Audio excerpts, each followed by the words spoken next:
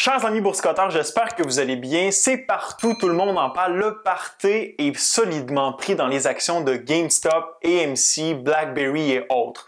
Les investisseurs de ces compagnies sont passés à travers une gamme d'émotions complète, de la cupidité à la peur jusqu'au dégoût. Alors aujourd'hui, je vous explique ce qui se passe avec les actions de GameStop et je vous donne les raisons qui m'ont poussé à mettre de l'argent dans GameStop aujourd'hui.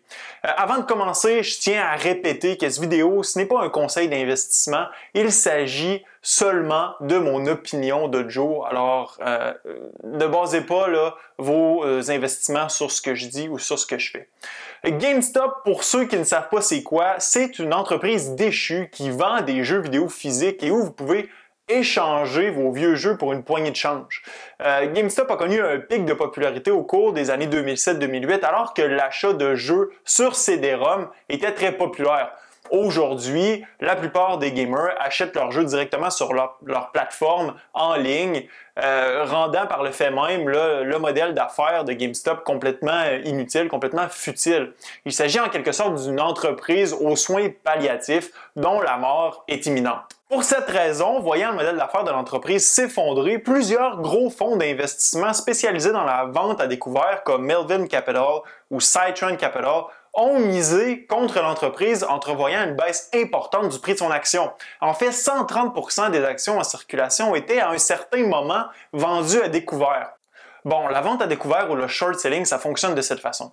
Lorsque vous achetez une action, vous avez une long position, ce qui veut dire que vous prévoyez une hausse du prix de l'action dans le temps. Si vous vous trompez, que vos prédictions ne se réalisent pas, le pire qui peut vous arriver, c'est que vous perdez l'ensemble de votre mise initiale si le prix de l'action tombe à zéro. Bon, ça arrive très rarement.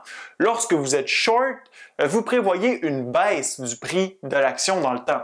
Pour être short, vous devez demander à un détenteur des actions, soit un courtier ou un fonds d'investissement, de vous prêter les actions en échange de frais qui devront être payés aux prêteurs en fonction de la valeur totale des actions empruntées. Lorsque les actions vous sont prêtées, vous les vendez sur les marchés. Vous attendez que le prix baisse, vous rachetez les actions et les remettez au courtier ou au fonds d'investissement qui vous les avait prêtés, empochant par le fait même la différence entre le prix de vente et le prix de rachat sur les marchés. Cependant, si vous vous trompez, vos pertes sont illimitées parce que le prix de l'action, il peut monter indéfiniment. Mais le problème, c'est que lorsque vous vendez à découvert une action, vous devez respecter un seuil de marge pour conserver votre position à découvert. Pour simplifier les choses, disons que le seuil de marge à respecter est de 150%. Vous devez en tout temps conserver 150% de la valeur marchande de votre position short en actif pour pouvoir la conserver. Et si l'action monte, éventuellement, vous allez avoir ce qu'on appelle un margin call. Le prêteur vous demandera d'augmenter la valeur des actifs dans votre compte pour conserver votre position à découvert. Plus le prix d'une action vendue à découvert augmente, plus il devient difficile pour les vendeurs à découvert de conserver leur position parce qu'ils doivent renflouer toujours plus leur coffre afin de respecter les seuils de marge qui s'élèvent à mesure que le prix monte. Quand la pression devient insupportable, les vendeurs à découvert ferment leur position à perte sur le marché en rachetant les actions, ce qui participe par le fait même à l'augmentation du prix de l'action et met encore plus de pression sur les autres vendeurs à découvert. C'est exactement ce qui s'est produit pour GameStop.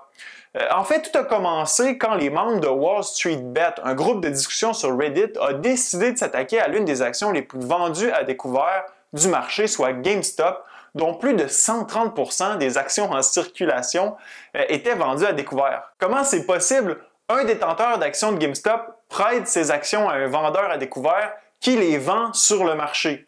L'acheteur de ces actions les prête à un autre vendeur à découvert qui les revend sur le marché et la roue tourne et le nombre d'actions de GameStop vendues à découvert augmente même au-dessus du nombre total d'actions en circulation.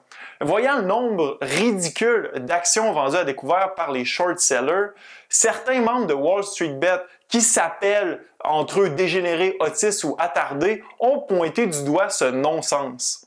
Il faut dire que plusieurs membres de ces forums de discussion sont très compétents et détiennent des connaissances approfondies des marchés. Pas tous, mais écoutez, Wall Street Bet compte plus de 5 millions de dégénérés sur la plateforme de discussion.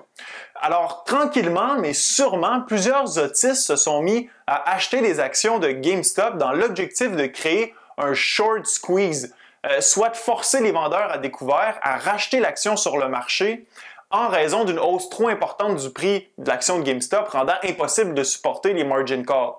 Le prix est passé d'un peu plus de 10 $ en décembre dernier à plus de 480 $ ce matin.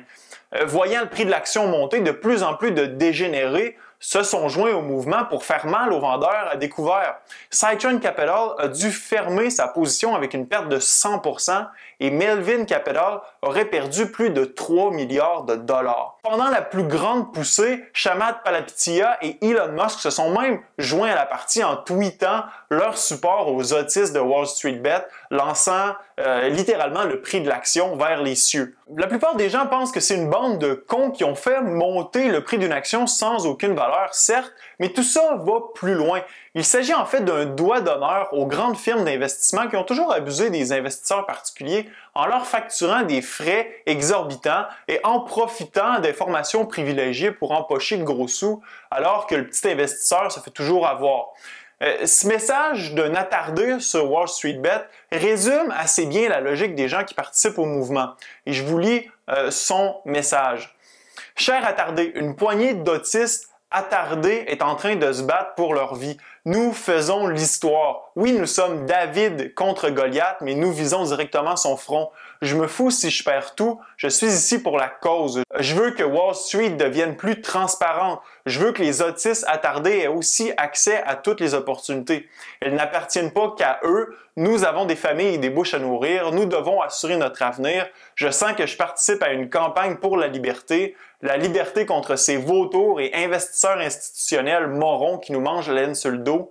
Nous avons droit à la liberté. Pourquoi un combat pour la liberté? Parce que ce matin, nous avons assisté à l'une des plus grandes injustices des dernières années sur les marchés. Robinhood, la plateforme de courtage américaine sans frais, a spolié les investisseurs de leur droit d'interagir librement sur les marchés. Robinhood et d'autres firmes de courtage ont retiré le droit aux investisseurs d'acheter des actions de GameStop sur les marchés.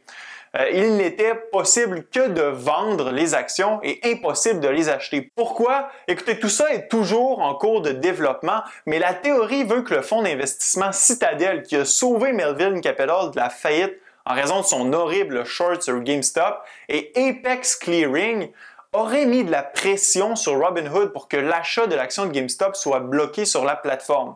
Citadel est le plus gros ou l'un des plus gros clients de Robinhood, duquel Citadel achète des tonnes de données sur les transactions faites par les particuliers, les investisseurs qui utilisent la plateforme afin d'entraîner ces robo-traders. Bien sûr, Citadel et Robinhood réfutent toutes ces accusations, mais le tout devra être investigué certainement. Le pire, c'est que les gros fonds d'investissement pouvaient toujours continuer à trader alors que les petits investisseurs étaient muselés. Peu importe la source de cette prise de décision, il s'agit d'une tentative de manipulation des marchés. Les achats étant neutralisés, le prix des actions a chuté abruptement en raison d'un déséquilibre artificiel de l'offre et de la demande au profit des investisseurs institutionnels qui pouvaient couvrir leurs shorts à faible prix. Drôlement, cette situation a rassemblé la classe politique américaine où AOC et Ted Cruz dénoncèrent mutuellement les agissements de Robinhood. Pour ma part, j'étais complètement outré de cette situation ce matin et voulant accorder mon soutien à la communauté des attardés sur Wall Street Bet, j'ai décidé d'acheter une action de GameStop. J'ai payé 330 $ et honnêtement, je me fous complètement si je perds la totalité de ces sommes. Il s'agit pour moi d'un achat symbolique visant à signaler mon support à cette communauté d'autistes qui se voulait aussi comme un achat protestataire contre la manipulation qui a cours sur les marchés par les requins de Wall Street et par Robinhood. Au final, les investisseurs ont le droit de s'exprimer sur les forums privés, ils ont le droit d'acheter et de vendre des actions et ils ont le droit de faire du profit ou de faire faillite basée sur leurs décisions individuelles. Enfin, le tout est encore en développement. L'action est d'ailleurs en hausse en aftermarket et Robinhood vient d'annoncer que demain, elle permettra potentiellement l'achat de GameStop. Alors, laissez-moi savoir dans la zone commentaire ce que vous pensez de toutes ces situations. Ce fut un plaisir d'être avec vous. À la prochaine.